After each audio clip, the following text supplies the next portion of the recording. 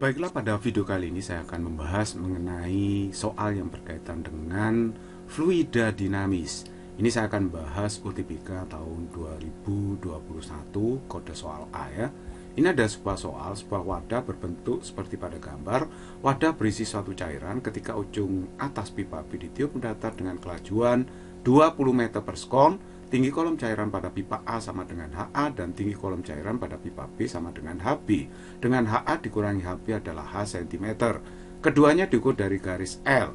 Jika rapat massa udara 1,23 kg per meter kubik dan percepatan gravitasi 10 meter per sekon kuadrat, rapat massa cairan dalam kilogram per meter kubik adalah berapa? Nah, coba kita jawab ya.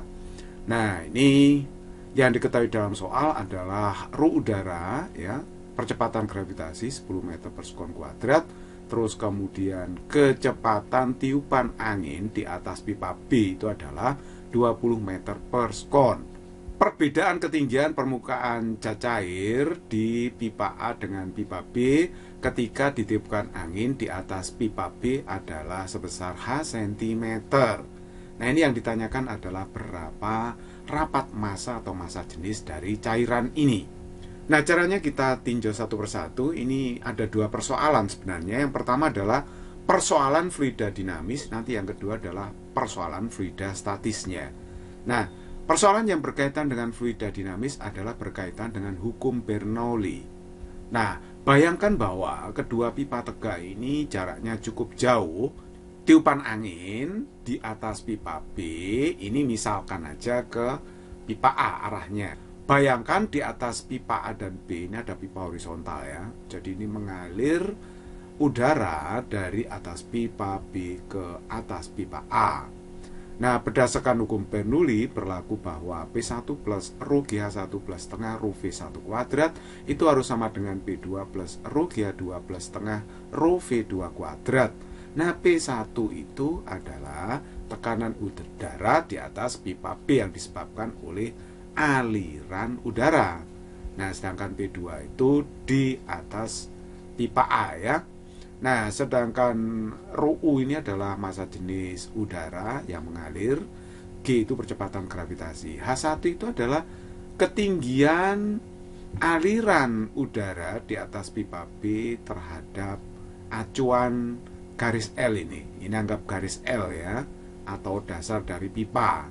Nah, ini ke sini jaraknya H1. Nah, di sini nanti aliran udara yang di atas pipa A jaraknya ke dasar ini adalah H2. Nah, begitu ya.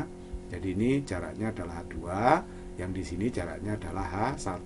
Dan nanti H1 sama dengan H2 ya. Nah, V1 itu kecepatan aliran udara di atas pipa B. Sedangkan V2 itu di atas pipa A. Nah, perhatikan ini jarak aliran udara di atas pipa A ke dasar pipa dengan aliran udara di atas pipa B ke dasar pipa itu sama besar. Jadi H1 sama dengan H2. Nah, kalau H1 sama dengan H2, maka ini kita bisa coret rho GH-nya bisa kita coret ya. Karena ini H1 sama dengan H2. Sehingga kita dapatkan persamaan P1 plus setengah rho V1 kuadrat sama dengan P2 plus setengah rho V2 kuadrat. Nah, sekarang perhatikan baik-baik bahwa aliran udara yang di atas pipa B ini jauh lebih besar daripada yang di atas pipa A. Nah, ini anggaplah kedua pipa ini jaraknya cukup jauh. Jadi nanti kecepatan V1 ini jauh lebih tinggi daripada V2. Jadi kecepatan V2 terhadap V1 bisa diabaikan alias bisa dianggap nol ya, bisa dianggap nol. Sehingga persamaan kita dapatkan P1 plus setengah rho V1 kuadrat sama dengan P2 karena V2-nya itu nol. Nah, akhirnya persamaan satu ini saya geser ke atas. Nah, ini saya geser ke atas ya. Nah, oke, sekarang masalah yang kedua adalah fluida statisnya. Kita memakai hukum utama hidrostatika pada fluida statis ini. Perhatikan ini misalkan saya punya titik C dan D. Nah, titik C dan D itu berada pada jajar yang sama. Dia terletak pada garis yang mendatar. Maka tekanannya pasti akan sama besar. Nah, itu menurut hukum utama hidrostatika. Jadi nanti PC sama dengan PD gitu ya. Nah, sekarang tekanan yang di C ini disebabkan tekanan apa? Yang pertama adalah tekanan udara luar. Nah, saya beri simbol PO nanti. Terus kemudian juga disebabkan tekanan dinamis udara yang bergerak di atasnya. Jadi yang di C itu akan ada tekanan udara luar, kemudian tekanan dinamis untuk gerakan angin yang di atas pipa A itu, ya. Terus kemudian ditambah lagi dengan tekanan hidrostatis zat cair setinggi HA ini. Jadi kalau begitu ada rho GH. Jadi rho zat cair kali G kali HA. Nah, yang di D ini yang pertama ya jelas tekanan udara luar, ya. Terus kemudian tekanan dinamis karena ada fluida yang mengalir di sini, yaitu udara mengalir, tekanannya adalah P1. Nah, ditambah lagi dengan tekanan hidrostatis setinggi HB. Jadi rho zat cair kali G kali HB. Ini tekanan hidrostatis yang disebabkan oleh zat cair ini. Nah, karena PU-nya sama ya kita bisa coret di sini ya. Nah, dihilangkan aja PU-nya. Jadi akhirnya dapat persamaan seperti ini ya. Nah, ini saya sebut sebagai persamaan yang kedua. Nah, terus saya geser ke atas, thread. Oke, terus saya substitusikan persamaan 1 ke persamaan 2. P2 ini saya masukkan ke sini. Nah, saya masukkan ya. Akhirnya ini saya masukkan P1 plus setengah rho V1 kuadrat. Nah, ini ditambah ini sama dengan P1 plus rho GHB. Nah, terus kemudian P1-nya bisa kita coret ya. Nah, ini sama soalnya. Akhirnya kita dapatkan persamaan seperti ini. Nah, sekarang kita tinggal mengolah persamaannya. Ini saya pindah ke ruas kanan. Jadinya min rho GHA ya. Saya pindah ke ruas kanan. Nah, saya geser ke atas ya. Saya geser, saya pindahkan sini persamaannya. Nah, ini kan bisa ditulis rho ZC kali G dalam kurung HB min HA. Karena rho-nya sama, G-nya sama ya.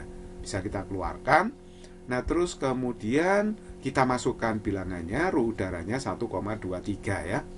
Nah, V1 kecepatan udara, kecepatan tiupan angin di atas pipa B itu adalah 20. Saya kuadratkan, sedangkan rho zat cairnya ditanyakan, G-nya 10 ya, meter per sekon kuadrat.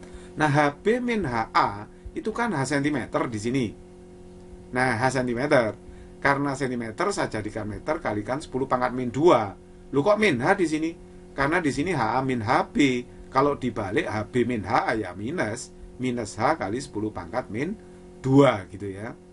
Nah, akhirnya kita dapatkan, ini kita hitung, nanti rho Z cairnya akan ketemu 2460 dibagi dengan min H.